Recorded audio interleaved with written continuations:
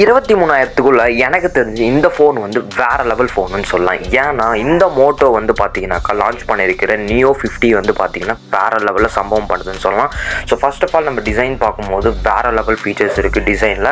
So design வந்து ஒரு matte finish தான். கலர்ஸ் வந்து நல்ல 4 கலர்ஸில் கொடுத்துருக்காங்க. ஸோ அந்த கலர்ஸ்லாம் பார்க்கும்போது நல்லாவே இருக்குது. ஸோ கிளாஸியாக இல்லைனாலும் மேட் ஃபினிஷோட வேறு லெவல் ப்ரீமியம் டிசைன்ஸில் லான்ச் பண்ணியிருக்காங்கன்னே சொல்லலாம். ஸோ நெக்ஸ்ட் வந்து பார்த்தா டிஸ்பிளே வந்து 6.4 inch டிஸ்பிளே POLED டிஸ்பிளே கொடுத்துருக்காங்க. 120Hz ரெஃப்ரெஷ் ரேட்டோட கொடுத்துருக்காங்க. ஸோ என்னை பொறுத்த வரைக்கும் பெஸ்ட் டிஸ்பிளேன்னு சொல்லலாம். ஏன்னா மோட்டோ வந்து எப்பயுமே வந்து டிஸ்பிளேல குறை வைக்கவே மாட்டாங்க.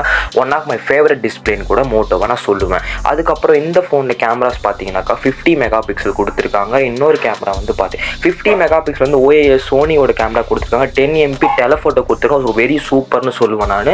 ஸோ கூகுள் ஃபோட்டோஸும் சப்போர்ட் இருக்குது. ஸோ 13 MP அல்ட்ரா வைட் கேமராவும் கொடுத்துருக்காங்க. என்னை பொறுத்த வரைக்கும் இந்த ரேஞ்சுக்கு இந்த கேமரா வேறு லெவல்.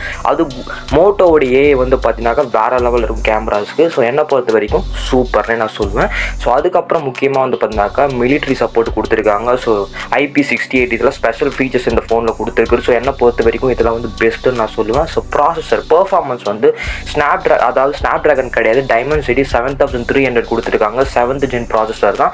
ஸோ என்னை பொறுத்த வரைக்கும் இந்த செக்மெண்ட்டுக்கு one of the best display, அதாவது பெஸ்ட் பெர்ஃபார்மன்ஸ் ப்ராசஸர்னே நான் சொல்லுவேன். ஸோ அதுக்கப்புறம் சார்ஜிங் வந்து பார்த்தீங்கன்னாக்கா 33 வாட் வந்து பார்த்தீங்கன்னாக்கா மொபைல்லே கொடுத்துருந்தாலும் இன்னொன்று வந்து பார்த்தீங்கன்னா 15 வாட் வரைக்கும் ஒயர்லெஸ் சார்ஜிங்கும் சப்போர்ட் இருக்குது இந்த ஃபோனில். அது ஒரு ப்ளஸ் இந்த மிட்ரேஞ்ச் செக்மெண்ட்டில்.